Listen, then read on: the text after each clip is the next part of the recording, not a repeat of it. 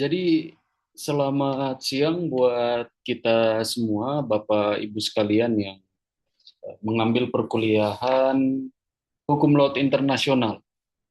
Bapak Ibu dan adik-adik sekalian ya, saya panggil begitu karena di dalam materi Hukum Laut Internasional ini ada dua kelas yang saya ampu, kelas khusus dan kelas reguler. Untuk kelas khusus sendiri itu jadwalnya nanti kan di hari Jumat. Di hari Jumat, sedangkan untuk kelas reguler sesuai dengan jadwal itu di hari Kamis di jam pertama.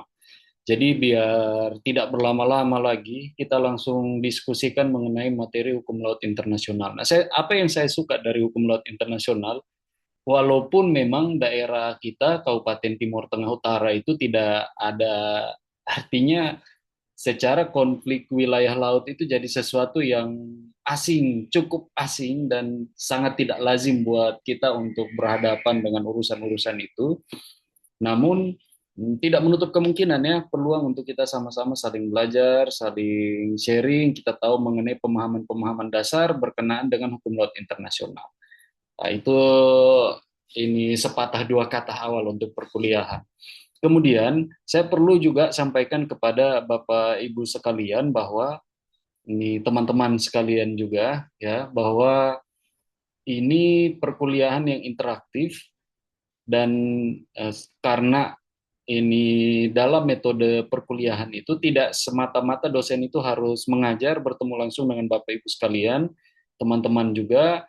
Jadi kita menggunakan satu teknik untuk bisa memanfaatkan teknologi. Nah, dalam hal ini teknologi yang paling dekat dengan kita itu adalah ya, Zoom ini. Jadi untuk memudahkan kita komunikasi dan kuliah secara online. Nah, ketika nanti satu waktu ada pertanyaan-pertanyaan yang timbul, lalu Bapak Ibu sekalian mungkin ini merasa penasaran atau mungkin teman-teman mau bertanya, tapi atau mungkin ada juga yang ketinggalan materi. Nah, ini bisa jadi satu cara yang baik kita bisa lebih banyak mendalami mengenai materi ini. Jadi ini terkait dengan hukum laut internasional, saya akan coba untuk share ke kita mengenai rencana perkuliahan semester yang selama ini sudah ada. Nah, sehingga kita juga bisa tahu ya, kita bisa dapat informasinya, bisa bagaimana ya, saya bilang ada pencerahan lah buat kita semua mengenai apa yang akan kita pelajari dalam pertemuan-pertemuan di tiap perkuliahan. Nah, ini di sini kalau saya coba zoom dari mata kuliah hukum laut internasional ya, mata kuliah hukum laut internasional itu referensi-referensi yang dipakai jangan jangan ini sungkan untuk minta RPS ini. Saya tidak masalah kalau Bapak Ibu atau teman-teman mau mengakses RPS ini ya. Jadi ada kemampuan tiap tahap belajar. Ini untuk pertemuan pertama dan pertemuan kedua. Pertemuan pertama yang sebelumnya itu kan kita kontrak perkuliahan. Sedangkan pertemuan kedua itu kita baru memulai dengan materi pengantar dasar. Nah, karena minggu lalu itu kontrak perkuliahan dan saya pikir bahwa Bapak Ibu sekalian sudah tahu dengan gaya saya dalam mengajar. Kalau saya itu simple, yang penting perkuliahan hadir, tugas dikumpul. Saya pikir nilai itu jadi sesuatu yang nilai yang baik itu ada di tangan teman-teman Bapak Ibu sekalian.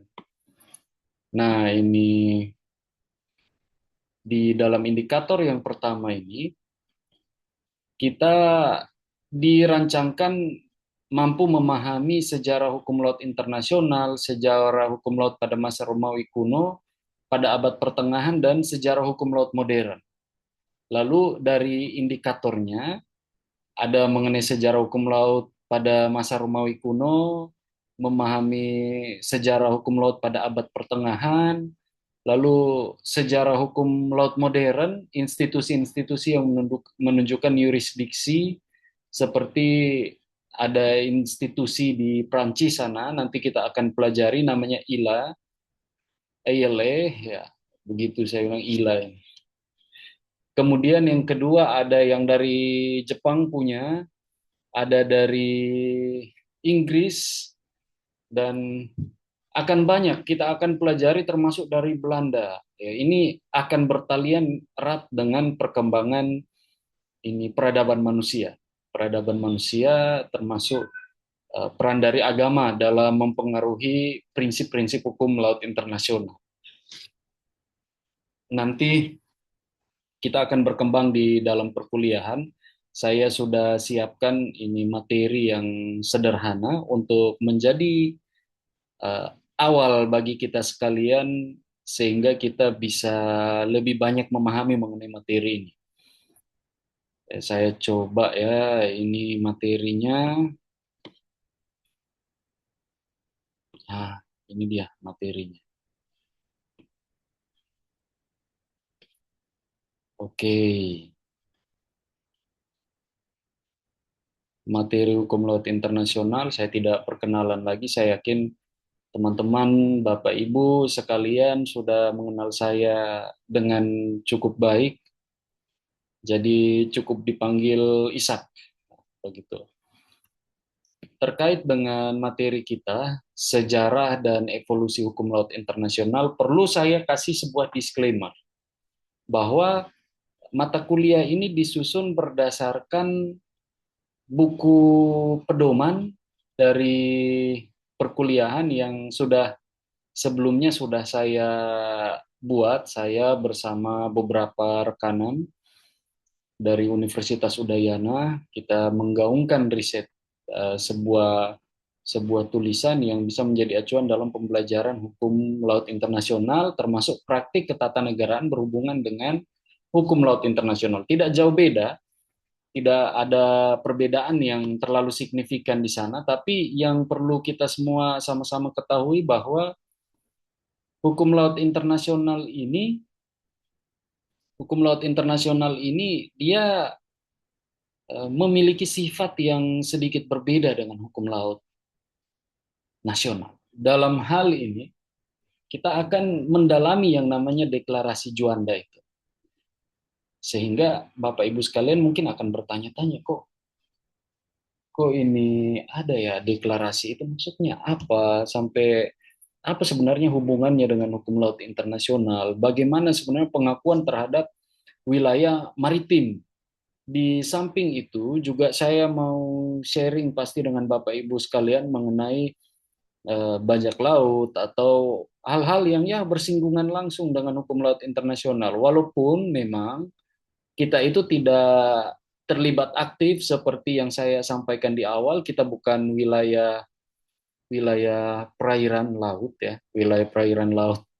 Jadi jadi secara topografi kita itu adalah daratan pegunungan, dataran tinggi, akan tetapi sedikit wilayah laut yang Tuhan sudah kasih ke kita itu di daratan Wini sana. Nah, jadi karena di daratan Wini sana kita ada laut ya, jangan menutup diri kita sekalian untuk bilang ya, mengaku sedikit bahwa hukum laut ini jadi penting. Sehingga kalau ditanya, karena kita juga di wilayah perbatasan ini, kalau ditanya mengenai bagaimana batas yurisdiksi kedaulatan Indonesia di atas wilayah laut, kita bisa jawab pertanyaan itu. Lalu apa sih memang aturan-aturan hukum laut internasional yang bisa untuk menjadi ini ketentuan yang menghubungkan dua negara tetangga ini, Indonesia dan Republik Demokratik Timor Leste, nah, RDTL. Ini jadi itu mengenai pengantar hukum laut, Bapak Ibu sekalian, teman-teman, kita akan menggali yang di awal terkait dengan pengantar hukum laut internasional. Jadi dari sisi definisinya, ya bisa dilihat di situ bahwa hukum laut internasional merupakan sebuah cabang dari hukum internasional. Nah, karena ini cabang dari hukum internasional, maka perlu saya tegaskan bahwa ketika mengambil perkuliahan ini, berarti yang saya yakini Bapak Ibu, teman-teman sekalian sudah sangat memahami hukum laut, hukum internasional. Sehingga ketika saya bilang nanti di tengah jalan, kita ada sebut istilah-istilah hukum internasional, kita ada sebut mengenai konvensi, kita ada sebut mengenai konvenan, kita ada sebut mengenai ya aturan-aturan dalam ini dalam hukum internasional, jangan merasa asing dengan itu. Karena yang jelas ini sudah perkuliahan hukum internasional kan pasti ini Bapak Ibu teman-teman sekalian sudah selesai dari perkuliahan itu. Jadi ini ya mungkin begitu, tapi kalau semisal ada pertanyaan Bapak Ibu sekalian jangan menutup diri untuk bertanya. Bisa PC ke nomor saya 0819 1132 74, atau Bapak Ibu sekalian bisa bertemu dengan saya di kampus untuk sedikit berdiskusi. Sedikit berdiskusi. Memang saya sebagai seorang pengacara juga, namun untuk hukum laut ini jujur saya gelap. Tidak pernah menangani kasus berkenaan dengan hukum laut internasional. Saya bukan pengacara internasional, ini sekarang kita masih lokal-lokal saja, masih di dalam daerah saja. Nah, kalau dari definisi, dia merupakan cabang ilmu hukum internasional yang mengatur mengenai penggunaan laut, batas wilayah maritim, memastikan mengenai negara pantai, serta hak dan kewajiban di wilayah laut itu, hak kewajiban dari negara di lautan, begitu. Kalau di dalam hukum internasional kan kita sudah tahu bahwa secara tipologi dari sebuah negara itu dibagi menjadi dua. Yang pertama adalah arsipelag archipelago state atau negara kepulauan, kemudian ada coastal state. Nah, coastal state itu adalah negara berpantai, coastal. Tapi tidak menutup kemungkinan ya Bapak Ibu sekalian, ada wilayah-wilayah yang memang tidak, ada negara-negara yang tidak memiliki kedaulatan di atas wilayah laut karena mereka diapit sama negara-negara lain. Kayak mungkin kita kasih contoh saja ini negara-negara yang tidak memiliki wilayah laut, ya itu sepertinya akan jadi penugasan buat Bapak Ibu sekalian. Silakan mencari tahu. Silakan mencari tahu dan kita akan diskusikan itu dalam pertemuan-pertemuan selanjutnya kan ya, begitu. Karena definisi dari hukum laut internasional seperti itu, maka objek utama dari hukum laut internasional ini adalah mengenai laut teritorial, laut lepas, zona ekonomi eksklusif, dasar laut internasional, dan kedaulatan negara pantai. Nah, ini masing-masing saya coba untuk buat dalam bahasa Indonesia ya, tapi eh, sebenarnya masing-masing di sini ada pengistilahan dalam hukum internasional. Nah, kalau kita mengacu ke hukum laut internasional kan yang jelas dia punya sumber itu adalah UNCLOS, United Nations Convention on the Law of the Sea, dan segala antek-antek ya yang menjadi corak dalam penerapan dari UNCLOS itu. Sedangkan ini aturan-aturan di dalam ada beberapa negara yang memang dalam praktiknya mereka mengakui UNCLOS sebagai mereka mengakui dan mereka menjadi anggota yang menguatkan UNCLOS itu. Tapi juga ada negara-negara yang memang mereka tidak sama sekali memberikan ini pengakuan sekalipun UNCLOS ini digagas oleh mereka. Siapakah negara itu? Saya tidak perlu menyebut ya, saya yakin Bapak Ibu sekalian sudah tahu negara adidaya yang paling kuat dan sangat gencar dalam mendukung Israel. Kita tidak bahas mengenai sengketa internasional di sini, kita bahas mengenai pengantar hukum laut internasional Bapak Ibu sekalian.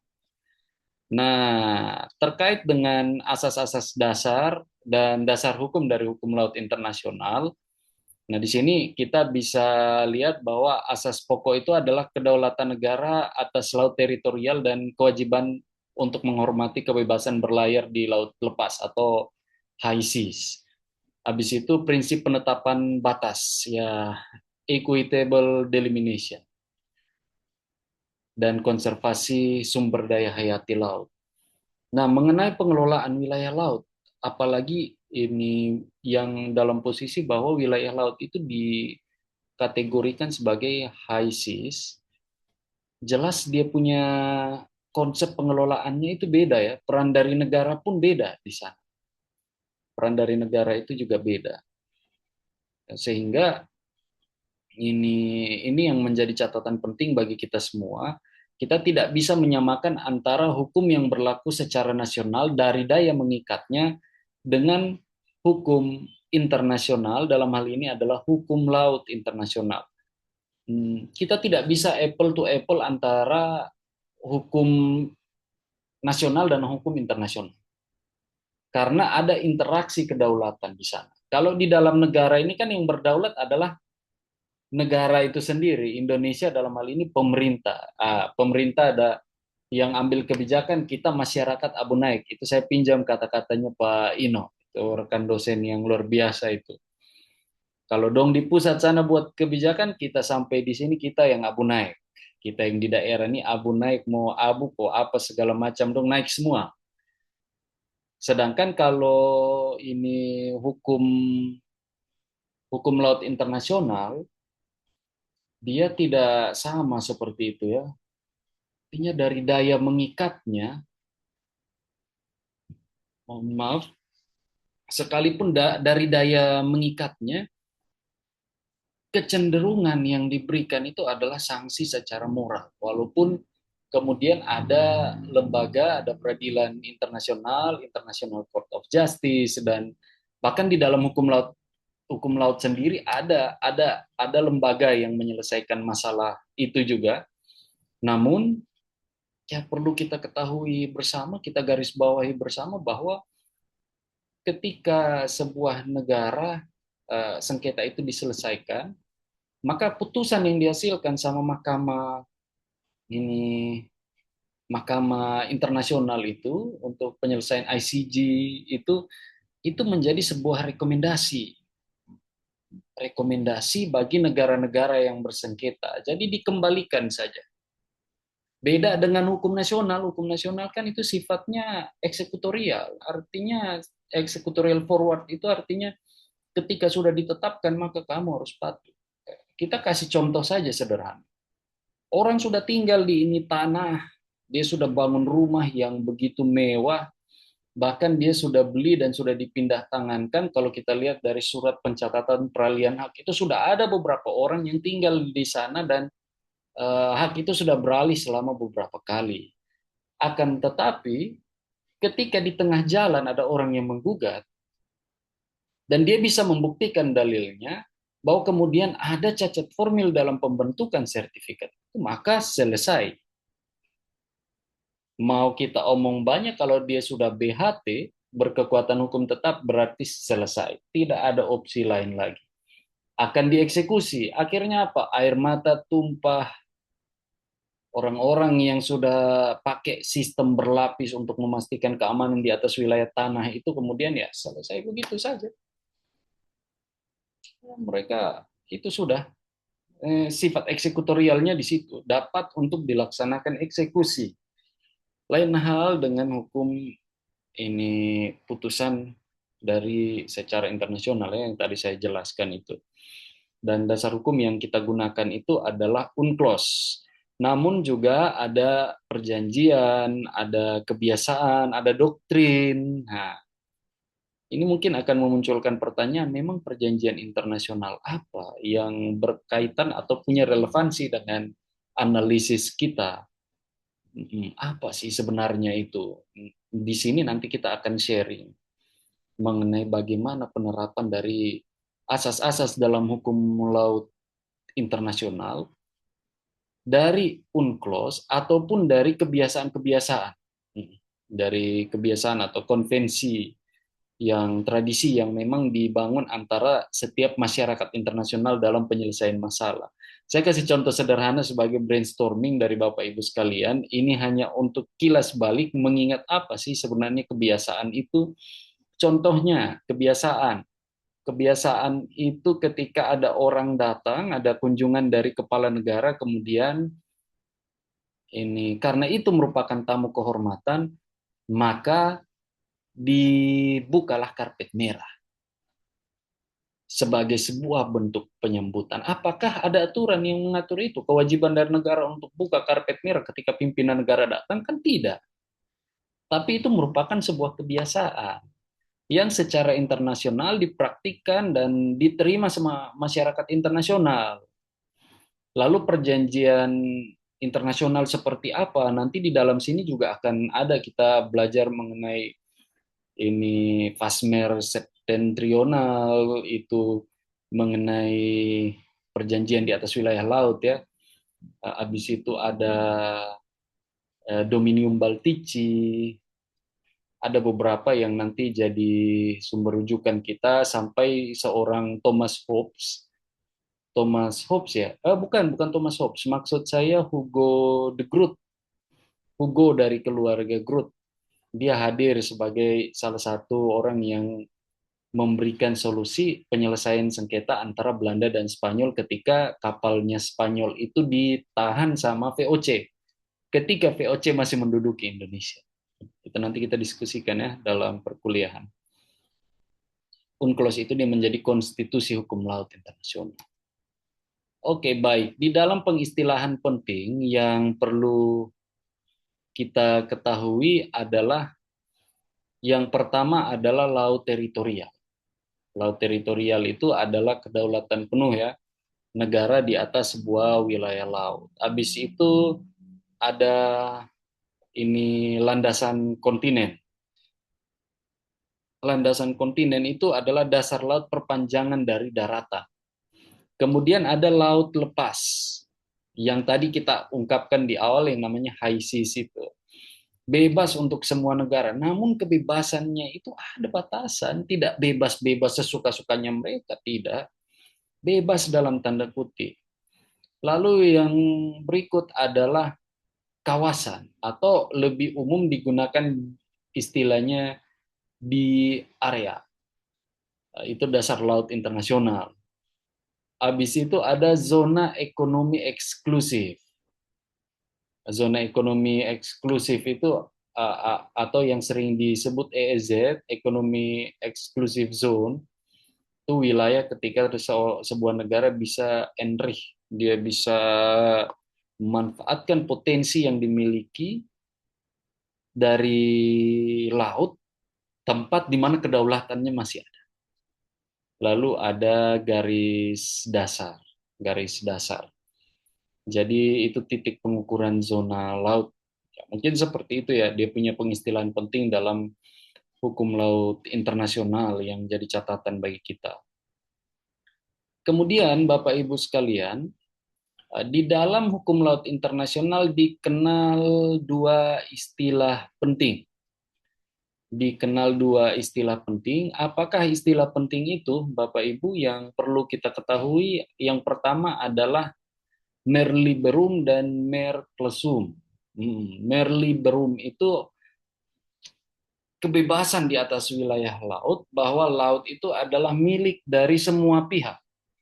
Tidak ada pembatasan bahwa oh hanya saya saja yang memiliki laut, hanya saya yang memiliki laut, tidak. Itu merupakan kebebasan dari semua. Semua pihak dapat mengklaim wilayah laut. Dan yang kedua adalah mer classum, di mana lautan itu hanya dimiliki oleh negara-negara tertentu. Nah, pertanyaannya adalah manakah yang lebih dulu berlaku? Apakah mer classum atau mer liberum?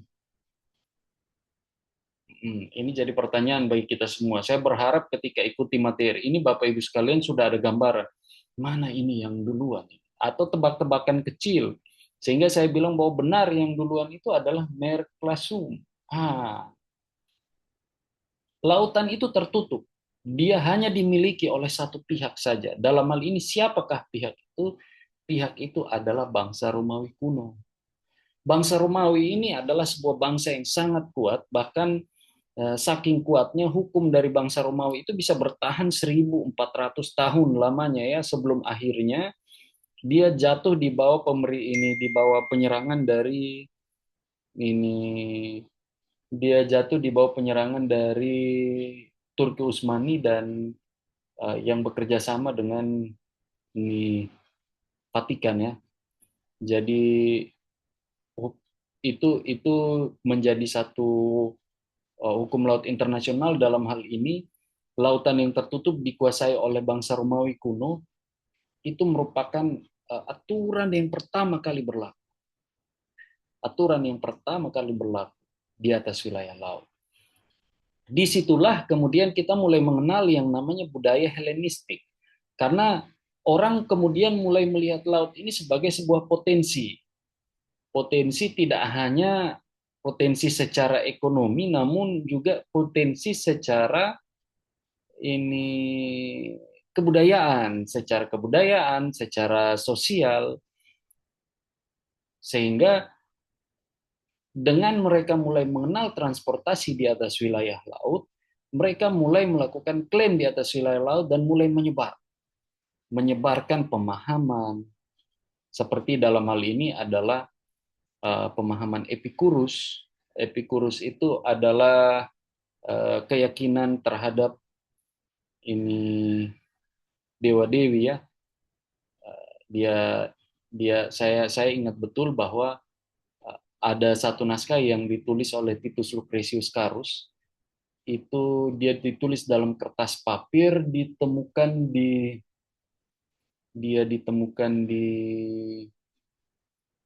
ini, saya kok bisa lupa ya. Naskahnya berjudul De Rerum Natura. Jadi sebuah naskah yang kemudian memberikan kritik terhadap pemikiran Epikurus bahwa dewa-dewi terlalu sibuk berpesta sehingga mereka tidak tidak peduli dengan semesta material. Mereka tidak peduli dengan semesta material. Dalam hal ini kita semua ini adalah semesta material. Dewa-dewi itu terlalu sibuk berpesta di Olympus sana.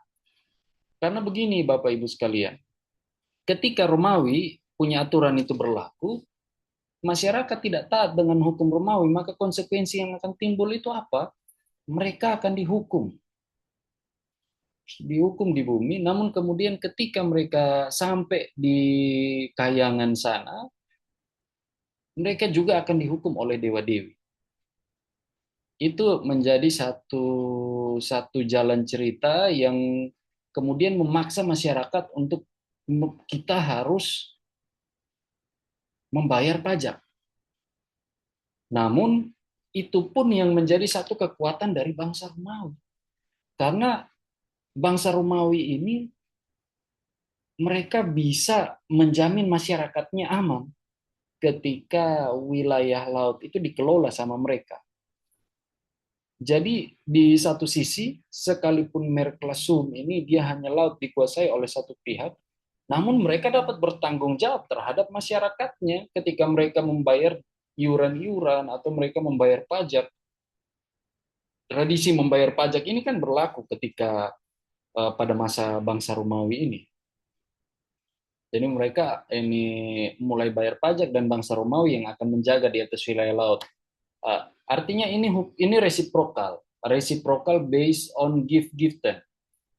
Saya adalah bangsa Romawi, saya adalah seorang kaisar yang memiliki pasukan, saya menjamin kamu untuk bisa melakukan aktivitas apapun di atas wilayah laut, kamu bisa menangkap ikan, kamu bisa mengelola wilayah laut, bahkan kamu bisa bangun rumah di atas wilayah laut, namun dengan catatan kamu harus membayarkan sejumlah uang atau membayarkan persenan dari hasil laut kamu kepada kerajaan.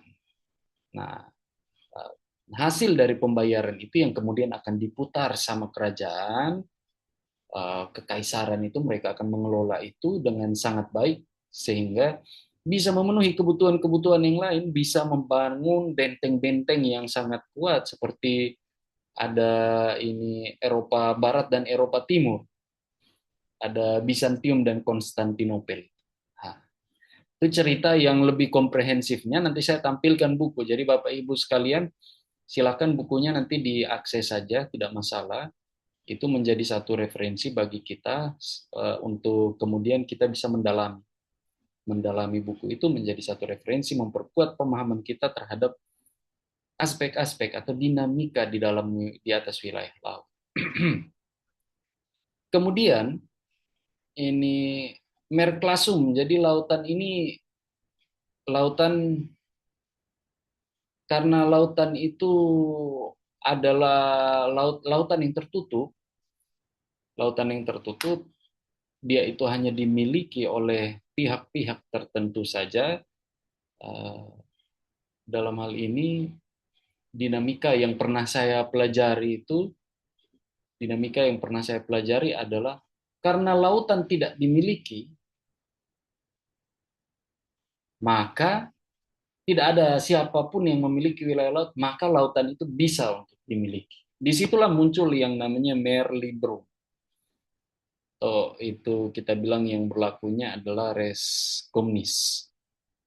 Nah, siapa yang menjadi pelopor dari ini mer classum? Salah satunya itu adalah ini paus, wilayah kepausan. Waktu itu memang ketika kepemimpinannya Paus Alexander Borgia 6, dia ini membagi wilayah laut menjadi dua bagian besar, di mana masing-masing dari wilayah laut itu dikuasai oleh Spanyol dan Portugis. Nah, dan itu kan tidak bisa diterima sama Inggris, itu tidak bisa diterima sama negara-negara yang lain. Kita tahu sendiri bahwa Inggris itu Anglikan. Kemudian ada juga beberapa negara yang kemudian tidak menerima, sehingga mereka mulai, Denmark juga mulai buat dengan perjanjiannya Fasmer Septentrional, habis itu mulai ada Dominium ini Baltici, habis itu ada ya pengakuan di atas wilayah laut. Mereka mulai mengenal yang namanya perjanjian antar negara. Perjanjian antar negara ya, seperti itu. Nanti kita akan ini bangun di dalam diskusi lebih lanjut mengenai materi ini. Nah, ini sejarah hukum laut pada masa Romawi kuno. Jadi pada masa Romawi kuno, kekuasaan Romawi atas Laut Tengah itu menjadi cikal bakal konsepsi kedaulatan negara atas laut di dekat pantai. Ketika itu ada seorang pemikir yang namanya ini Philip Nonet ya, Nonet and Nonet biasanya dibilang Nonet and Nonet. Mereka menggunakan teknik untuk kepemilikan wilayah laut. Sederhana saja tekniknya. Kita tempatkan meriam di daratan, kita tembakkan meriam itu, di mana jatuh meriam itu, eh, ini pelurunya itu jatuh di mana, berarti disitulah batas kedaulatan wilayah laut. Nah, jadi ada res privata, laut dapat dimiliki oleh negara pantai. Lalu ada catatan juga yang saya muat di sini bahwa kebebasan penggunaan laut untuk semua bangsa dalam kerangka keamanan Roma, bangsa Romawi kuno ya, Bapak Ibu sekalian. Kemudian dikenal dua asas ini, ada res communis dan mer liberum. Konsepsi res komunis atau laut itu merupakan milik bersama menginspirasi gagasan laut bebas, mer liberum. Maka laut itu dapat dimiliki. Karena tidak ada seorang pun yang dapat memiliki wilayah laut, maka laut itu dapat untuk dimiliki. Seperti yang tadi saya sampaikan di awal bahwa ini ada ini monopoli wilayah laut yang dilakukan oleh Spanyol dan Portugal. Itu berdasarkan kesepakatan. Jadi ada pseudo Isidor yang dikeluarkan oleh Paus Alexander VI Borgia. Dia kasih tahu bahwa wilayah laut ini pada dasarnya dimiliki oleh dua negara besar. Dalam hal ini dua bangsa yang kuat itu adalah Spanyol dan Portugal. Agak sedikit lucu ketika mungkin kita akan diskusikan juga mengenai bagaimana Belanda yang saat itu sementara dijajah oleh Spanyol, kemudian mereka menahan kapal Spanyol karena masuk dalam wilayah perairan dari VOC. Itu dia. Sehingga kemudian Hugo Grotius ini dilibatkan dalam proses penyelesaian masalah. Hugo Grotius ini dia salah satu tokoh hukum alam Indonesia, Bapak Ibu sekalian. Orang yang sangat kuat dan artinya kuat secara sejarah. secara sejarah dan peranannya dalam dunia hukum hukum alam ini sangat kuat. Dalam track record dia itu adalah seorang pengacara. Jadi jangan menutup diri kalau misal tertarik jadi pengacara ya silakan. Siapa tahu Grotius, the next Grotius itu datang dari kampusnya kita kan begitu. Kemudian ini ketika ditahan untuk menyelesaikan sengketa ini maka dimintakanlah pendapat dari seorang Hugo Grotius. Jadi Hugo Grotius ini sebenarnya yang tulisannya ada sangat banyak. Saya ingat tulisan ketika Hugo Grotius mulai mencatat mengenai denominasi-denominasi Kristen di dunia. Ketika dia mulai menyampaikan bahwa setiap agama Kristen masing-masing dengan keyakinannya itu sebenarnya memiliki sebuah kesamaan. Dalam tulisannya, naskah didaktik yang dia buat, melatui sifat deis quod inter Christiano convenium epistola. Nah, nanti silahkan ini silahkan untuk ditelusuri, siapa tahu bisa menjadi referensi dari Bapak Ibu sekalian untuk mendalami mengenai bagian ini. Kemudian ketika masing-masing negara mulai memiliki wilayah laut, mulai ada yang namanya, mohon maaf Bapak Ibu, mulai ada yang namanya ini Laut Baltik.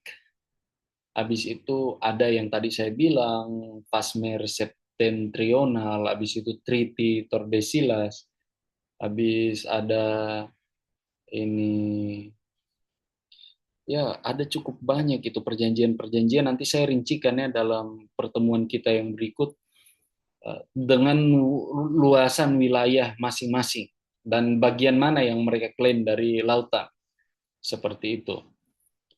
Jadi ini di abad pertengahan karena laut tidak dapat dimiliki pada masa sebelumnya itu kan laut tidak ada yang memiliki.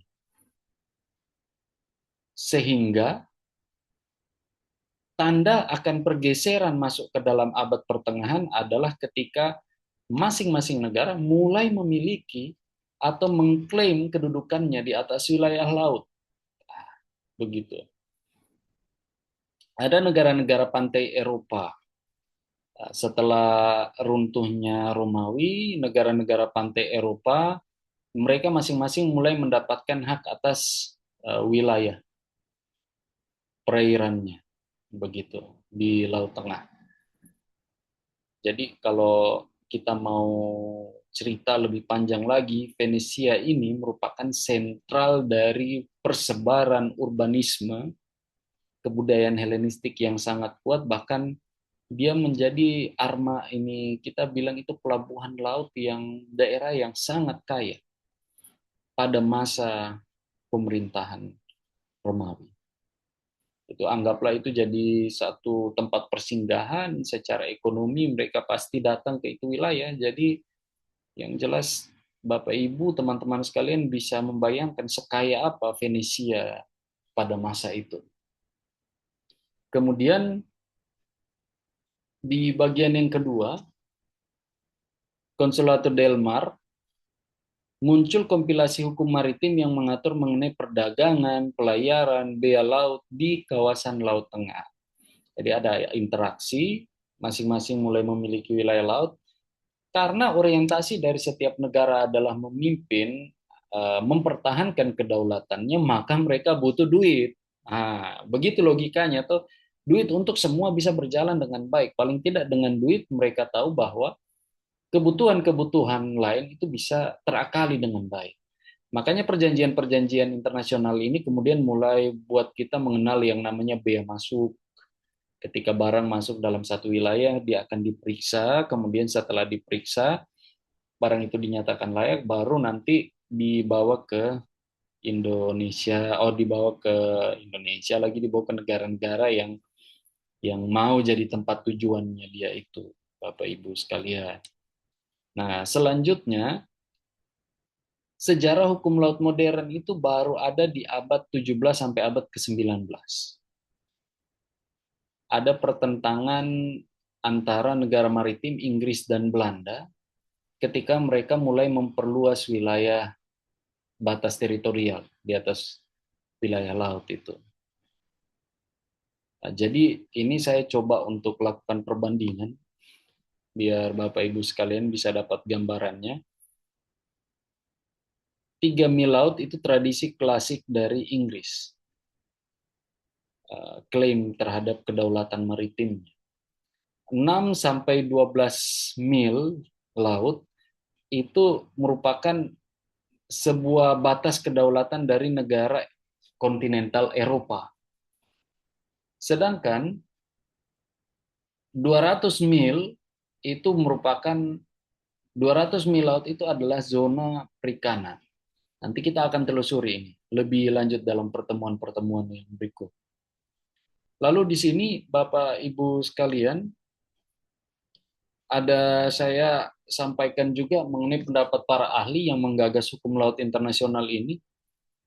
Ada Hugo Grotius dalam tulisannya Merli Berum.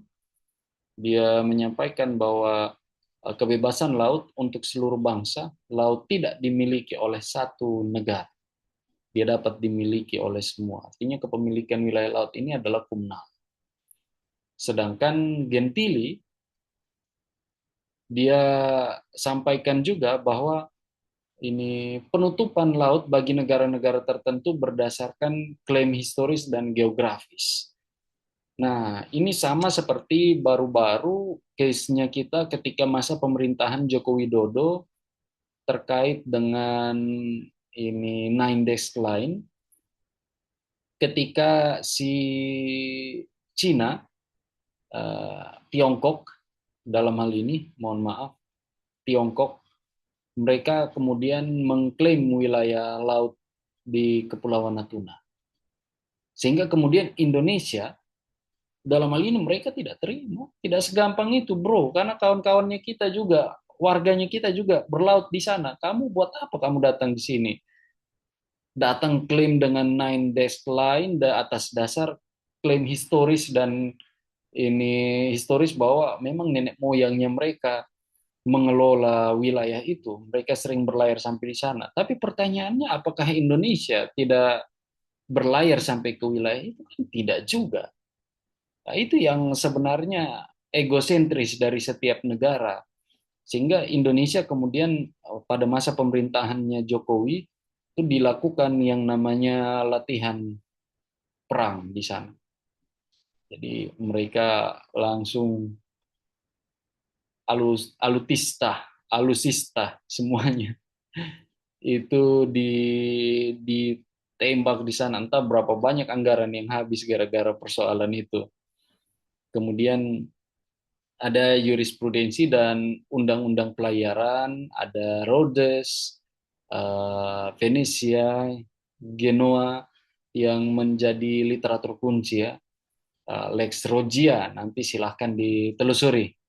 Kita kita berkembang dulu ya, kita materinya kita sampaikan dulu. Nanti silakan Bapak Ibu yang merasa kurang jelas silakan tanya.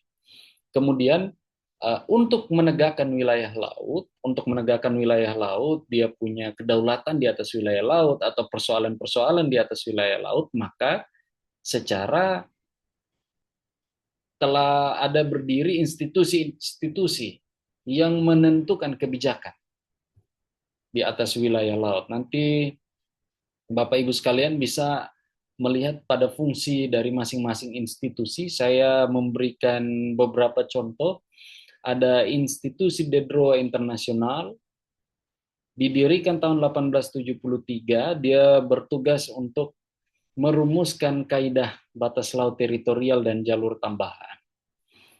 Kemudian ini Japanese International Law Association, mereka juga adalah institusi yang membahas mengenai batas laut teritorial, ya Philip Nonet itu 3 mil dari garis dasar teluk. Kemudian Harvard Law School, itu penelitian akademis yang berpengaruh dalam pembentukan hukum laut internasional modern. Ada International Law Association, dispute di atas wilayah laut. Lalu Amerika International Institute, dia menentukan ya, merupakan sebuah institusi yang mempertegas kedaulatan di atas laut teritorial dari setiap negara. Nah, itu merupakan materi kita. Ya, saya pikir ya materi kita sebatas ini saja. Kita tidak terlalu banyak juga membahas pada pertemuan kali ini, Bapak Ibu sekalian. Saya yakin juga ini waktunya sudah cukup panjang, dan kalau terlalu panjang nanti membosankan. Saya hanya langsung akan berikan sebuah tugas ke Bapak Ibu sekalian untuk ya, masing-masing dari kita bisa memperdalam ilmunya atau bisa melakukan tindakan-tindakan lain yang memperkuat analisis di atas materi hukum laut ini, Bapak Ibu sekalian. Saya coba share bukunya sehingga bisa menjadi rujukan bagi kita. Silahkan untuk mengakses buku ini, bisa di perpustakaan, bisa di copy, atau bisa di penerbit Bina Damai Utama, silahkan. Nah, untuk Bapak Ibu sekalian bisa lihat buku ini disusun oleh saya, Pak Ketua, Pak Randi, dan Dr. Niluh Asta. Beliau sekarang Profesor, Prof. Asta. Ini buku yang sudah ditulis. Jadi di sini sudah menjelaskan secara komprehensif, Bapak Ibu sekalian bisa lihat teori ini risasi dari negara, sifat dan hakikat dari negara, unsur negara, teori politik, dan teori hukum internasional. Habis itu ada sejarah hukum laut pada bangsa Romawi kuno, dan lain-lain. Itu cukup lengkap ya. Silahkan untuk masing-masing menelusuri bagian dalam buku ini sebagai referensi bagi kita semua. Saya pikir ini jika ada pertanyaan silahkan untuk di-listkan kepada saya agar mungkin saya bisa bisa ini menjawab pertanyaan itu dalam pertemuan-pertemuan berikutnya. Jadi terima kasih Bapak Ibu sekalian atas perhatian dan kerjasama kita semua. Saya mohon maaf saya tidak bisa hadir secara langsung karena ada giat yang memang tidak bisa saya tinggalkan, dan saya ucap terima kasih. Selamat siang dan semoga materinya ini berguna bagi kita semua. Sampai bertemu dalam pertemuan di minggu yang akan datang. Terima kasih Bapak Ibu. Saya akhiri pertemuan kita.